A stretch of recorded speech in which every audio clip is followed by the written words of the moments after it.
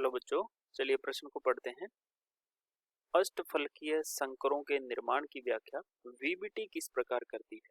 VBT एक सिद्धांत है और इस सिद्धांत के अनुसार हमें बताना है कि अष्टफलकीय संकुल निर्माण कैसे होता है। सबसे पहले हम देखेंगे मुख्य अवधारणा।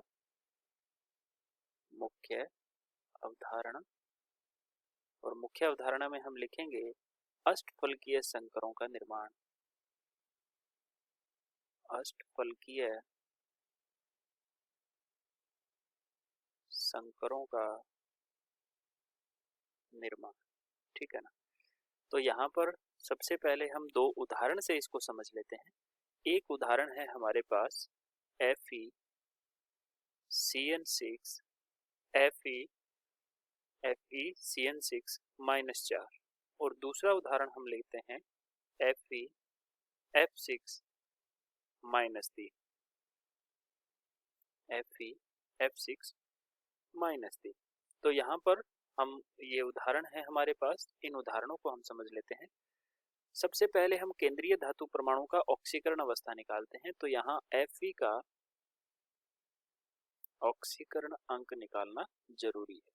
ऑक्सीकरण अंक कैसे निकालते हैं? Fe को x मान लिया, प्लस 6 Cn है और प्रत्येक पर -1 आवेश होता है और इसको बराबर में कुल आवेश के बराबर रखेंगे तो यहाँ से x का मान आएगा +2, ठीक है। यानी कि यहाँ पर Fe +2 के रूप में विद्यमान है। इस यौगिक में Fe जो है, इसमें भी Fe का ऑक्सीकरण अवस्था निकालेंगे तो x Fe को मान लिया, प्लस में 6 × -1 बराबर -3, x का मान आया +3। दोनों ही उदाहरणों में हमारे पास जो केंद्रीय धातु परमाणु है वो Fe है और इसमें तो Fe +2 में है, तो इसका विन्यास कैसा हो जाएगा? आर्गन के साथ में, और आर्गन के साथ में Fe जो है वो 26 नंबर पे आता है ना, परमाणु क्रमांक 26 होता है। तो 4s2 3d6 होता है। 4s में से 2 इलेक्ट्रॉन निकल जाएंगे और 3d के अंदर 6 इलेक्ट्रॉन पड़े रहेंगे, ठीक है। ऐसा ही इसके अंदर रखते हैं कि Fe जो है वो +3 में है। तो यहाँ पर क्या हो जाएगा? आर्गन के बाद में 4s से 2 इलेक्ट्रॉन निकल जाएंगे तो 4s 0 बचेगा और 3d में से 1 इलेक्ट्रॉन निकल जाएगा तो 3d 5 बचेगा। हम इनके इलेक्ट्रॉन को विन्यासित कर लेते हैं, कक्षकों के अंदर भर लेते हैं और इस तरीके से ये 3d हमारा, ये 4s और ये 4p बना। यहाँ पर भी ऐसी ही स्थिति बना लेते हैं। ये है 3d, ये 4s और ये 4p। हम ऊपर लिख देते हैं 3d 4s 4p। इसके अंदर इलेक्ट्रॉनों का भराव जो है वो एक एक करके भरते होते हैं। तो 3d के अंदर कितने इलेक्ट्रॉन है? कुल 6 इलेक्ट्रॉन है। तो हमने एक एक करके 6 इलेक्ट्रॉन भर दिए और इसके अंदर 3d के अंदर 5 इलेक्ट्रॉन है तो हमने 5 इलेक्ट्रॉन इस तरीके से भर दिए। ये हमारा 3d है, ये 4s है और ये 4p है। अब हम बनाते हैं, हम देखते हैं कि इसके अंदर जो लिगेंड जुटने वाली है वो किस तरह की है। तो वो लिगेंड जो है वो Cn- है और Cn- लिगेंड जो है वो प्रबल क्षेत्र लिगेंड होती है, प्रबल लिगेंड होती है। और जहाँ जहाँ प्रबल लिगेंड होती है वहाँ पर इलेक्ट्रॉनों का युग्मन हो जाता है। यहाँ पर जो लिगेंड आ रही है वो है F- जो कि कैसी है? दुर्बल लिगेंड है। तो जहाँ पर दुर्बल लिगेंड होगी वहाँ पर युग्मन नहीं होगा। तो हम यहाँ लिख देते हैं युग्मन और यहाँ पर युग्मन, ठीक है।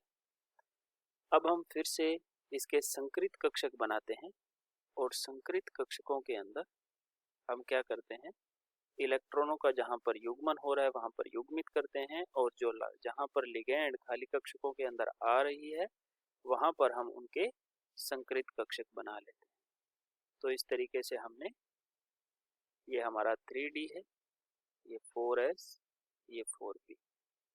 ऐसे ही यहाँ पर भी 3d, ये 4s और ये 4p।